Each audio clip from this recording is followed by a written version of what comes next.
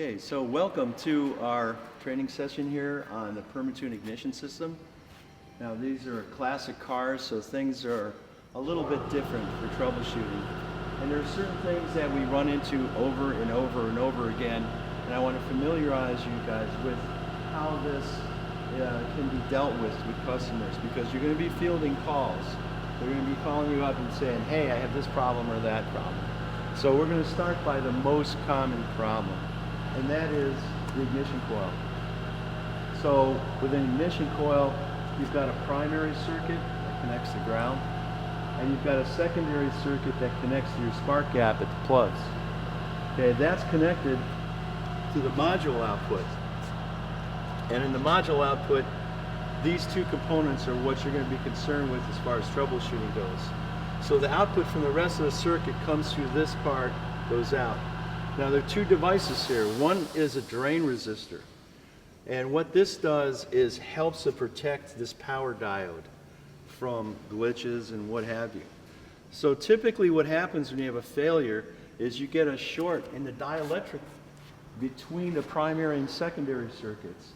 So this 40,000 volts that normally goes out to the spark plug instead arcs internally, where you can't see it, to the primary, and guess what? That's connected right to the module.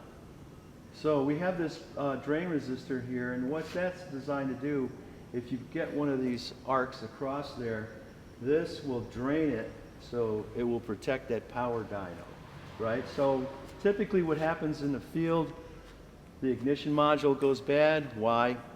Because the coil went bad. Customers will try to save money and say, well, I'm just going to replace that bad module. When in fact, what they don't realize is the problem is this coil.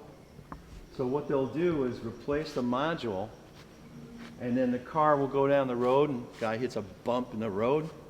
This arcs, overcomes the drain, pops the module. Then they're on the phone to you. Hey, what's going on here? I just put this new module on. It only lasted 10 miles. Well, did you replace the coil? No, it was fine. No, it wasn't fine. So what happened? Here we go. So what you need to do is when you get that module back, they're going to say, oh no, your module is just junk, and give you a hard time. Well, you can find out definitively what actually would happen there.